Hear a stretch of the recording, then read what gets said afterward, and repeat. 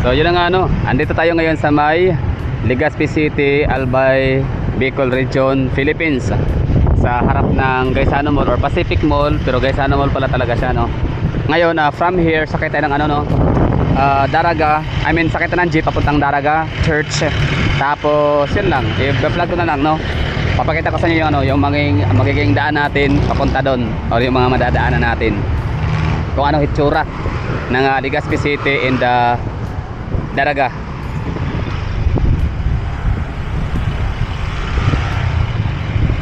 Pero siyempre dati alam ko anong sakyan, no, nakalimutan na natin.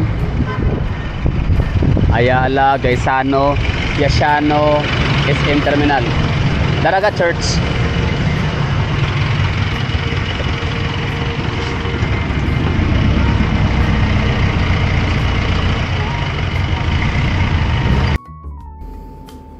Dahil nga ako nalo-loss of sight, loss of direction every time ako pumupunta ng Legazpi City in Daraga. Di ko alam kung ako nakaharap ba sa south, east, west or north, no? So tingnan natin dito. Galing tayo ng Legazpi City sa may Pacific Mall, Gaisano Mall, Pacific Mall ng Legazpi City. Papunta tayo ng Daraga Church. So hindi ko alam kung ito ba yung nasa mapa ang siyang madadaanan natin. May kalayuan pala siya. Actually maliit lang naman ang Legazpi City in Daraga na na lungsod. Pero parang ang layo. Tingnan natin yan. Simula tayo dito. So ang biyahe niya pala ay 14 minutes. Okay. So anong pangalan ng kalye na madadaanan natin? So from Legazpi sa may Pacific Mall, madadaanan natin itong Imperial Street. Okay. Landco in Imperial Street. So yun, Yasiano Mall, madadaanan natin yan. Tapos asan dito yung SM? Kasi yung SM natin may kita natin dito mamaya, madadaanan. Hindi ko alam, wala hindi pinakita si SM dito. Okay. Ito pala SM City Legazpi. So paano nangyari yun? So para iba tong binigay sa atin ni Wikipedia. Pero yun na lang, no. Bali kayo nang bahala dyan. Gusto ko lang ang meron na sa video na to is ipakita ko lang sa inyo yung madadaanan natin kung anong ang hitsura ng Legazpi City in Daraga. So syempre tatanungin niyo ako, for example, hindi niyo pa nakikita yung yung Legazpi City or wala akong video na ipapakita. So paano ko ba ilalarawan ang Legazpi City in Daraga? Siya, maliit lang ang kalsada. Oo, pero hindi masyadong hindi naman ganoon kadami ang sasakyan. Kunti lang naman.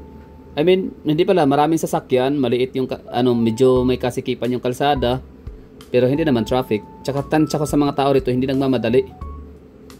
Parang hindi sila rush. Tunay. So yan ang observe ko dito. Parang ang nasisikipan ako sa kalsada. Maraming sasakyan. Mabagal ang takbo ng mga sasakyan dito. At halatang parang hindi nagmamadali ang mga tao. Chill lang, relax lang sila.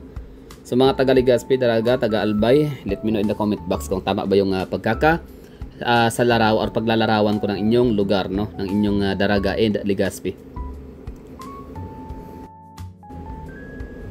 Habang nasa jeep tayo from Legazpi City, Pacific Mall, Gaisano Mall of Legazpi all the way to Daraga Church ng Daraga, Albay. So gusto ko lang sabay-sabay nating malaman or tingnan yung Wikipedia tungkol sa Albay Province. Yes, kasi itong Daraga and Legazpi City is kumbaga parang shared, parang magkahati or magkasama sila. Kumbaga Daraga is nothing without Legazpi, and same with Legazpi is nothing without Daraga. Kasi ang Daraga malaki ang kanyang role na ginagampanan para sa ekonomiya ng Legazpi City, and ganon din si Legazpi City. Ganon din malaki din ang role ni Legazpi City para sa ekonomiya ni Daraga, Municipality of Daraga, Albay. Kasi yun may mga estudyante na nakatira sa Daraga, doon pumapasok sa university na kung saan matatagpuan naman situated naman sa Legazpi City. And ganon din marami ding mga universities na matatagpuan sa Daraga na ang mga nag-aaral naman ay mga taga Legazpi. So ganon kumbaga yung kanilang kalsada, hindi mo talaga mamamalayan na wala ka na sa Legazpi or wala ka na sa Daraga. Except lang sa salitang itlog. Example sa itlog kasi, sa itlog. Ang salitang itlog kasi sa Legazpi ay bunay. tapos sa Daraga naman ay Salaga. So parang yan yung yun yung palang para tandaan na ikaw ay nasa Daraga City na, I mean nasa Daraga ka na or nasa Legazpi ka na, kasi magkaiba na yung tawag sa itlog. Yun ang yung sa Legazpi is Bunay, Salag naman sa Daraga. Pero kung mga landmarks, estilo ng kalsada, wala kang makikitang pinagkaiba.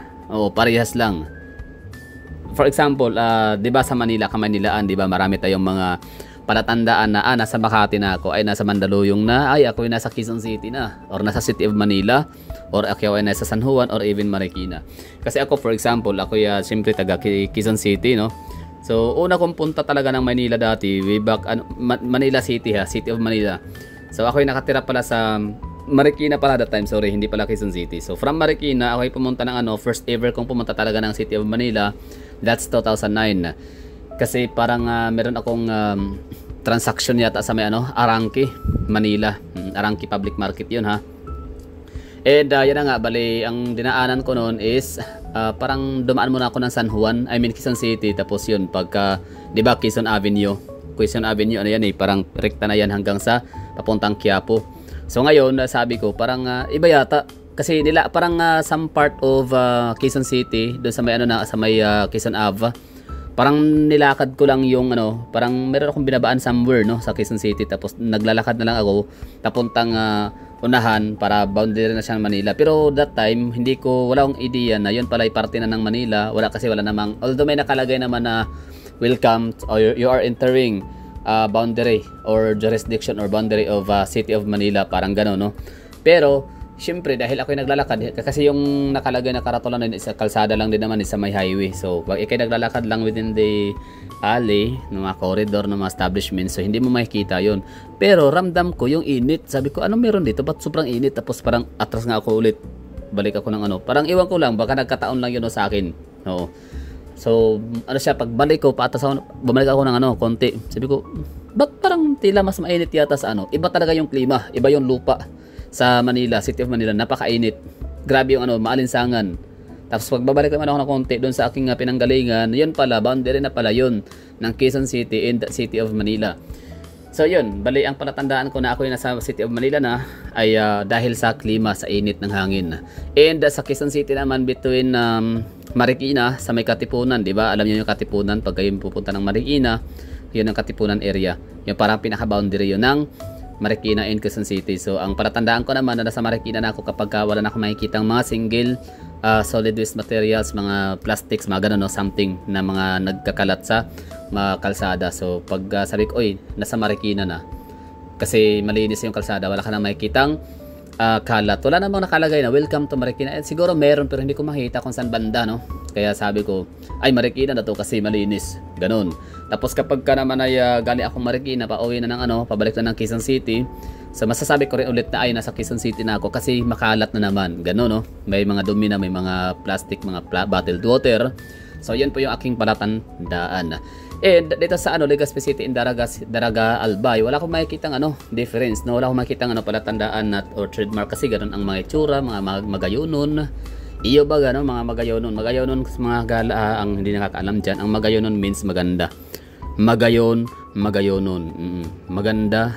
Yun, mga magagandang dilag, no? Mga taga-Albay. Sa sa buong Bicol region, pinakamagandang magandang mukha, mga face cards ba, no? Tawag ba? Tama ba yung tawag doon? Face cards or face value? Talagang masasabi kong maraming maganda at sexy sa may Baaw. Alam niyo yung Baaw?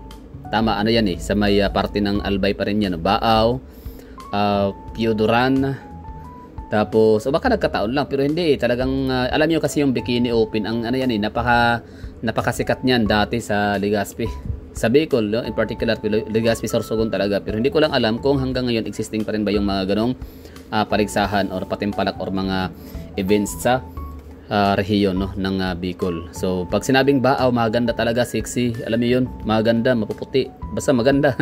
Hindi, wala kinalaman ng kulay, hindi maputi man o maitim, basta magaganda, no, mga taga Alba, yun na pinakamaganda na nakikita ko. Baaw, tapos taga Pioduran, tapos itong Daraga and Legazpi, mga ganda mga babae dyan, mga magayonon talaga, magayonong maray, ganon. And ano pa bang mga palatandaan madadagdag ko na na pwede ko isalarawan sa Legazpi and Daraga.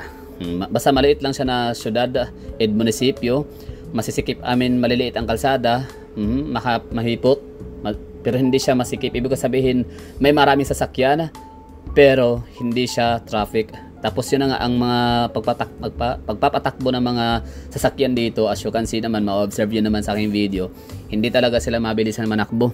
Tapos yung mga tao dito relax lang, hindi sila yung nagmamadali, walang pressure sa buhay, sana all, di ba? Ang galing lang. And nga pala, dito pala sa Legazpi, meron palang sila dito taxi, just in case na gusto nyo mamasyal sa Legazpi Daraga, huwag kayong mag-alala kasi meron silang dito, metered taxi. Hindi ko na alam kung magkano yung pamasahe kapag papuntang Daraga, kung magkaiba na ba. Although, sinabi naman sa akin ng mga driver na meron talaga sa metered taxi talaga, no? So, uploading natin yung yung airport ng Albay Daraga, napakaganda, world class. Astig ng ng pagkagawa ni Duterte talaga, Dabi Digong, no? Anyway, so yun lang, bali pagkakasalarawan natin sa Daraga and the Legazpi, lalo sa kailangan kalsada. Yan lang, luma na kalsada kasi makikita mo naman na hindi naman talaga yung parang bagong gawa lang na mga concrete na mga kalsada, no? Siya, parang asphalt, cement ang pinagsama. Kita niya naman, no, medyo parang dark, maitim, ganun. And yan lang, masikip nga. Tapos may mga sidewalks, in fairness, no, consistent yung sidewalk. Ay, may mga area pala na wala sidewalk, pero no worries kasi hindi nga sila dito nagpapatakbo ng malakasan, mabilisan. I don't know kung meron ba silang sinusunod na speed limit sa vicinity, no, ng Legazpi and Daraga. Let me know in the comment box. O nga pala, ito share ko lang since experience ko to. Nung pagpunta ko Davao City kasi, dati pa talaga, like long time ago, Davao City is talaga yan, isa talaga sa pinaka benchmark pagdating sa mga city ordinances, mga pinagbabawal na mga kumbaga maraming mga bawal, no. So yun na nga ang fireworks, di ba, tinanggal na sa Davao City, and yung no smoking policy. No smoking policy, sige, doon na tayo sa smoking policy. Maliban sa Davao City, Mangagoy ng Bislig, Surigao, and hindi pa pala, no, lately na pala yung Mangagoy. Yung Legazpi City talaga yung nakita ko na pumapangalawa as pinakamalinis na syudad next to Davao City, no, sa kalsada, basura. Tapos pangalawa naman ang no smoking policy ng Legazpi City. So talagang nakikita ko na ang mga tao talagang nagtatago sila, like naghahanap sila ng mga vacant slots or vacant area, mga bakanting lote, likod ng mga buildings, no, establishments, doon sila nagyoyosi. So ibig sabihin pala noon ay bawal magyoyosi sa Legazpi City. Pero nitong huli ngayon, parang dumumi na yata, parang marami ng kalat na makikita sa kalsada. Tapos yung nagyoyosi, kahit mga tricycle driver nagyoyosi na rin, no. Parang sabi ko, parang tinanggal na siguro yung yung city ordinance na yon na pinagbabawal yung mga paninigarilyo sa mga pampublikong lugar, mga pampublikong public places, ganoon ang mga open space and public places, no. So dati pinagbawal, baka ngayon hindi na ganoon ka-strict, or kung andun pa rin naman, existing pa rin yung batas, yung city ordinance na yon, baka hindi na siya ganoon ka well implemented, di ba? So let me know in the comment box, mga nanonood dyan, nakikinig ngayon ng mga taga Albay, taga Legazpi, Daraga, kung tama ba yung aking assumption, o baka nagkataon lang din, no, ng araw na yun ako nagpunta maraming nagyoyosi, di ba? Baka coincidence lang talaga siya. And yun nga, maliban sa aking maliban sa Davao City kasi, mayroon ako napuntahang mga lugar din kasi na malilinis din, no, like sa Baguio City, Marikina City, and Iloilo City, no. So baka dahil doon sa mga experience ko na yun, napuntahan ko na siya, kaya parang sa listahan na nakatatak sa aking isip dati na isa sa pinakamalinis and organized na syudad ay ang Legazpi City. Not until na ako'y napuntahan ng Marikina, Baguio, and sa may Iloilo. Ito nga katunayan, huwag kayo magalit sa mga taga Davao, pero ito talaga kapag sinabing malinis, organized, malinis, kapag sinabing basta organized, malinis, maganda yung mga kalsada, hindi lang maganda, pinaganda pa, talagang Iloilo City yung mangunguna talaga dyan. So yung pinakamamahal kong Davao, wala namang nababawas, pero syempre talagang na talaga siya, malagay ko sa top 1 talaga ang Iloilo City pagdating sa linis, aesthetic, beauty, gano'n, no. So Davao City, kung gagayahin niya ang style ng Iloilo City, which is I doubt, no, kung gagawin ng Davao City ang pagandahin ang mga tulay, ibig ko sabihin yung ano ba, yung painting, mural, gano'n, no? Pagandahin, magiging ano, magiging arts, no? Gawing parang ano siya, venue for arts, parang gano'n, no? Ipakita yung angking galing ng mga Dabawin niya sa pagpipinta at pipinturahan, yung ano, yung mga walls, alam niyo yun, mga pader, yung mga linear area or ano tawag diyan, yung mga island, 'di ba? Mga center islands, which is ang ganyan ang ano ginagawa ng mga taga Iloilo. Ang the best yung ano, kaya nagiging maganda ang syudad nila. Malinis na, no non-smoking policy pa. Ang ano nila, yung kalang mga rota ay hindi mekos-mekos, which is okay lang din naman sa Davao City ang rota natin sa mga jeep. Wala naman ang problema. Ang ano ko lang talaga sa Davao City is yung dami na ngayong mga habal-habal na unregistered, no? Tsaka yung mga tricycle, although gabi naman sila lumalabas, pero ano parang hindi rin talaga ako sorry ha sa mga nagta-tricycle para sa Davao City sa gabi. Ay di ko alam kung ano, basta parang may chance na mas mahal pa sila sa taxi ng singil. Although marami naman taxi, choice naman ng mga tao yan. Hindi naman ako sumasakay ng tricycle driver. Pero yun nga lang, minsan kapag ako'y nagmamadali, ibig ko sabihin na syempre sa Davao kasi hirap na mga makasakay ng taxi dito gawa nung sobrang daming ng tao, dami mong kaagaw. Kahit sa Grab pa yan, no? Mahirap pang makasakay ng Grab, makabook kasi nga ang daming mga nagbo-book, ang daming mga pasahero talaga sa Davao City. Kaya minsan pag may dumadaan na tricycle, parang gusto kong sumakay. Yan nga lang naniningil lang mahal. Hindi, basta 50 pesos yata pinakamura. O baka may mas mura pa doon sa 50 pesos. So baka nagkataon lang, no. Hindi ko talaga matsimpuhan yung may 20, 30. Hindi ko alam kung magkano singilan talaga. Kasi wala naman silang tarifang maipapakita kasi hindi nga sila legit na or wala silang prangkisa na mamamasada sa Davao City main roads. Sa mga mga bahay-bahay, mga subdivisions, mga villages, wala problema, no. Kasi isa naman talaga yan sa pinaka-reliable na pinaka pang-access ng mga nakatira sa mga subdivision and slash mga villages. Mga habal-habal ganun din, no. Diyan sa may Ecoland, ang daming mga habal-habal sa Ecoland terminal na napakamahal ng singil yan. Tsaka napakadelikado nun, no. What if kung meron tayong bisita sa Davao City tapos sasakay ng ng habal, di natin alam, madidisgrasya, di ba? So yun, pangit yung naging karanasan. Kaya kung kayo yung mga nanonood ngayon, nakikinig sa akin, bibisita kayo ng Davao City, I highly recommended taxi, ha. Huwag kayong sumakay ng mga habal-habal, motor, mga tricycle. Kumbaga, pwede kayong sumakay, pero yun na nga, since na-review itong sinasabi ko sa inyo, ride at your own risk. Parang gano'n, no. Davao City ngayon, maraming mga vehicular accident sa Davao City kasi nga siguro ang dami nga kasindayo. Ang mga taga Davao City naman, talaga kami dito, pag original kang taga Davao, hindi naman talaga kami dito nagpapatakbo ng napakabilis, napakatulin, no. Talagang bigayan kami sa kalsada dati, sa pedestrians and mga riders, mga motorists. Ngayon wala na, no. Talagang palakasan ng loob, no. Pagtatawid ka, kung hindi ka naman takot mamatay, okay lang, maglakad ka ng parang nasa kusina sa pedestrian. Tapos kung hindi ka matatabla ng kasi nakahiya rin minsan, bubusinahan ka ng mga mga nakasasakyan, di ba? So ako naman, dahil ako'y people pleaser, no, in some point, sa totoo lang, sa personal na buhay ako ay people pleaser. I don't know kung people pleaser ba tawag sa akin. Ako yung tipo sa tao na kapag tumatawid sa kalsada, sa pedestrian, kahit naka-red, naka-stop sign pa yan, naka-red sign, ay talagang ginagawa ko patakbo. Kasi ako'y nasanay. Ayoko, kumbaga parang feeling ko, hindi ako privileged, no? Or ibig ko sabihin, parang wala akong karapatan. Kumbaga hindi talaga siya, para ako'y nakikigamit lang sa kalsada. Kumbaga parang ang kalsada is designed lang talaga yan para sa mga sasakyan. Parang wala akong karapatan na tumawid sa kalsada. Kaya kapag ako'y tatawid, patakbo talaga yan. Minsan nga naiisip ko yung what if kung masanay itong mga driver sa mga pedestrian na pagtatawid ay patakbo, di ba?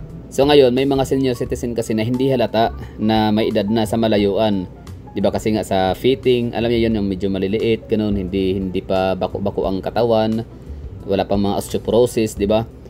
So hindi nila mamamalayan ng mga driver na mga may edad na pala, yung iba medyo may problema na sa pandinig at saka sa paningin, mahirap na pala maglakad, tas tatawid ng kalsada. So what if itong mga driver, no, sanay silang hindi nga sila sanay na umapak ng preno. Imbes preno yung aapakan, yun tambot, yung busina, no, yung talagang pinagdidiskitahan ang iingay-ingay, no. Kaya ako yung naaawa sa ano, naisip ko yung mga may edad, mga senior citizen na what if kung sila yung tatawid, di ba? Mapipressure sila. Anyway, so dito tayo, balik tayo sa ano, Daraga and Legazpi. So yun yung ano dito, kalsada na nakakatuwa, no? Na despite sa napakaraming mga tao na ngayon sa Pilipinas, so still itong lugar nila dito, daming pressure sa buhay. What I mean is, yun na nga, daming tao, maraming siyempre nadadagay yung population natin, 120 million population na yata tayo ngayon, no? Pero okay lang kahit hindi ko na siya titingnan sa Wikipedia, hindi niyan mahalaga. Basta ang ano dito, ang pinaka-point ko dito is itong Legazpi City in Daraga ay nananatili silang relax, komportable. So tatanungin niyo ako, ano ba, livable city ba ang Legazpi Daraga? Yang sagot ko ay oo, kasi meron silang public market dito. Masarap ang mga pagkain gulay. Marami rin mga prutas, in fairness naman sa Legazpi, no? Pero di ko alam kung saan galing yung prutas. Okay, alam ko na, Davao pa rin, no? Pag sinabi kasi mangga, ano yan eh. Kasi pag Catanduanes, Abaca. Pag sinabi ng mga Masbate, Baka. Rodeo. Pag sinabi namang Camarines Norte, Piña. Sarap ng piña dun. Oh, Camarines Norte. Camarines Sur naman. Ano bang meron sa Camarines Sur? Di ko alam, no, kung anong produkto nila dun. Tapos sa may ano naman, Legazpi is palay, no? I mean ano, albay. Palay is the ano pa ba meron? Okay, kaya nang bahala sumagot dyan, no? Karagdagan. Ang Sorsogon naman parang nyug. Tansyakon nyug, maraming nyugan. Tsaka bigas, syempre sarap ng ano, ng mga bigas ng ano, Irusin. The best yun, Irusin Sorsogon. So yun lang, bali malapit natin makapunta ng ano dito, Magdaraga Church tayo dito. So pagdating ng Daraga Church, iba naman ang view, may papakita ko sa inyo yung view ng Mount Mayon. Okay, so Albay. Albay, officially the province of Albay, is a province in the Bicol region of the Philippines, mostly on the southeastern part of the island of Luzon. Its capital and largest city is the city of Legazpi, the regional center of the whole Bicol region, which is located in the southern foothill of Mayon volcano. Okay, founded ang Albay is 1574. Okay, luma. Ang capital and largest city, Legazpi. Ang governor ay si Igsil Lagman. Yan, patay na to, no? So, ano na siya? Rest in peace. Powers and duties suspended. So, ano siya? Sino na ang pumalit? Si Bibi Glinda Bungaw. Ang vice governor naman ay si Ray Bragais, legislator. Okay, total population, total land area. Ang liit lang, no? 2,000. Malaki pa rin si Davao City, tama ba? 2,500, 2,000, tama ba? Okay, ang total area nila is 2,575.77 km squared. Ngayon, i-convert natin siya sa hectares. So, magiging ano siya, no? 2,000 or magiging ano siya, 25. Tama ba? Okay, ano pala, magiging 257,577 hectares. So, tingnan natin kung gaano siya kalaki compare sa Davao City. So, Davao City versus Albay. Okay. So, ito na, no, yung ano, land area. So, si Albay region, Albay province, meron siyang 257,500 hectares. Samantalang si Davao City naman ay meron siyang 244,361 hectares. So, ibig sabihin, dinivide natin siya. So, ano siya? Wala, 1.05 lang ang laki ni Albay province sa kay Davao City. So, ibig sabihin, Davao City is almost kasing laki ni Albay province. So kaya pala parang ganoon lang, no. So si Legazpi City is para siyang barangay Buhangin, o sabi natin population district. Ang population district itong si Legazpi City. Tapos ang naman, ang malaki pa nga population district, when it comes to population. Tapos si Daraga is sabihin natin na siya si Buhangin district or Agdao district. Ayun, tama, Agdao district. Pero wala ano pa rin talagang maliit pa rin, no, kumpara si Daraga kay Agdao district. So yun lang, maraming thank you sa mga nanonood dyan. Ano sa tingin nyo, tama ba yung mga ginagawa ko dito na perception, assumption, aking pagsasalarawan, description, aking experience lang naman, ha, sa Legazpi and Daraga. So balikan natin yung ano ha, Albay dito. Okay, Albay is yun na nga probinsya no ng Bicol. Di ko alam kung siya ba pinakamalaki. Capital. Okay na si Silagma total. Yun na nga malay sila. Halos isang ano lang magkasing laki si Davao City in the province of Albay. No, para yun sa mga taga Davao City at mga hindi taga Davao na curious no kung gaano kalaki si Albay province. So ganito na lang, Davao City is almost equivalent sa laki ng land area ng isang probinsya ng Albay. Okay, meron silang population. Tingnan natin. Ang population nila is 1,374,768. Di ba mas marami pa rin ng tao sa Davao City? Di ba? Rank 21st out of 81. So medyo sila malayo, no? Ano ba ang pinaka-rank 1 na probinsya ng Parang Calabar, anong probinsya? Rizal ba? Bulacan or Cavite? Parang Cavite yata pinaka maliban sa NCR. And denonym Albayano ang tawag sa mga tao nakatira sa Albay. Independent cities wala. Component cities merong 3. So alam ko to, it's Tabaco City, Ligao City, and of course the largest city sa buong Bicol region, ang Legazpi City. Okay, yun lang history. Wala na. So yun lang siguro. Maraming thank you sa mga nanonood dyan. Next ay ang Daraga Church. Kakain tayo ng ng chili ice cream.